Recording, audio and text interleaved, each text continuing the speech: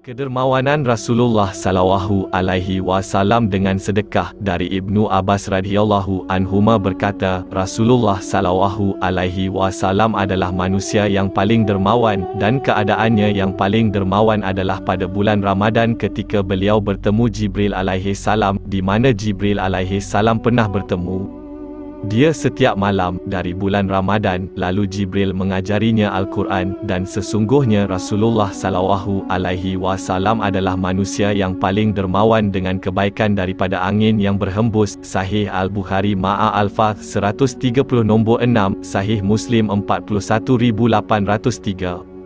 Dari Jabir radhiyallahu anhu berkata, Rasulullah sallallahu alaihi wasallam tidak pernah diminta sesuatu kekayaan, dan beliau menjawab tidak. Muttafaq alaih. Daripada Anas radhiyallahu anhu berkata, Rasulullah sallallahu alaihi wasallam tidak diminta sesuatu dalam Islam, melainkan baginda akan memberikannya. Sesungguhnya telah datang seseorang kepadanya, lalu baginda memberinya seekor kambing yang berada di antara dua gunung. Lalu orang itu kembali kepada kaumnya, berkata, wahai kaumku, masuklah kamu ke dalam Islam. Sesungguhnya Muhammad memberi hadiah kepada orang-orang yang tidak takut kemiskinan. Hadis riwayat Muslim. Dari Aisyah radhiyallahu anha bahawasanya para sahabat menyembelih seekor kambing, lalu Rasulullah sallallahu alaihi wasallam bersabda, adakah yang tersisa darinya? Aisyah berkata, tiada apa-apa lagi kecuali dia sendiri. Dia berkata, semuanya tinggal kecuali bahunya. Hadis riwayat Muslim.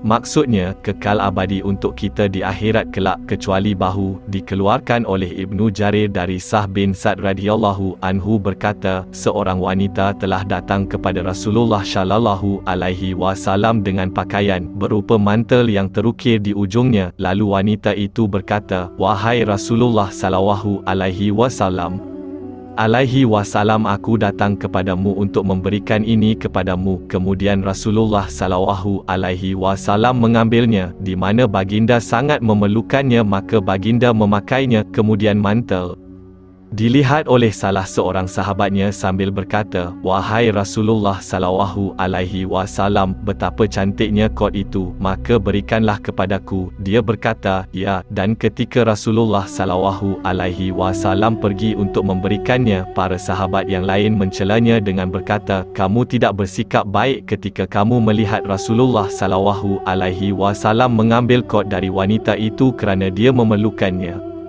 Kemudian kamu memintanya walaupun kamu tahu dia tidak diminta sesuatu. Kemudian dia menolak. Dia berkata, demi Allah, tidak ada faktor yang mendorong saya berbuat demikian, melainkan kerana saya mengharapkan keberkatannya apabila ia telah digunakan oleh Rasulullah sallallahu alaihi wasallam, dan saya berharap saya diselubungi dengan jubah itu.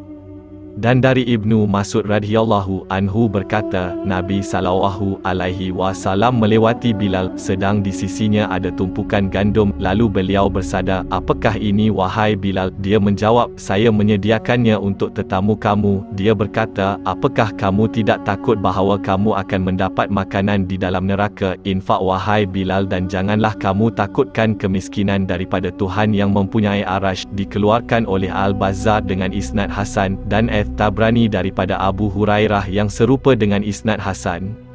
Sabda baginda sallallahu alaihi wasallam, dan janganlah kamu takut kepada kemiskinan daripada yang mempunyai arash, adalah suatu bentuk keimanan dan ketakwaan kepada Allah, berprasangka baik kepadanya dan bertawakal kepadanya disertai dengan mengerjakan punca.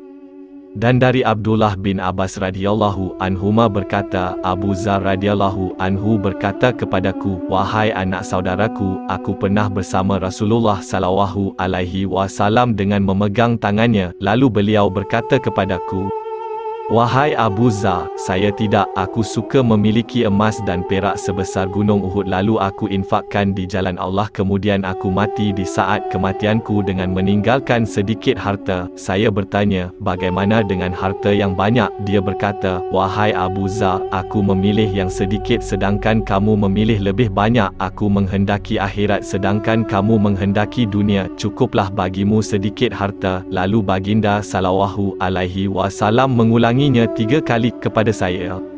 Dikeluarkan oleh Tabrani misalnya, dan Al-Bazzar, dan Al-Haythami berkata, isnad Al-Bazzar Hasan.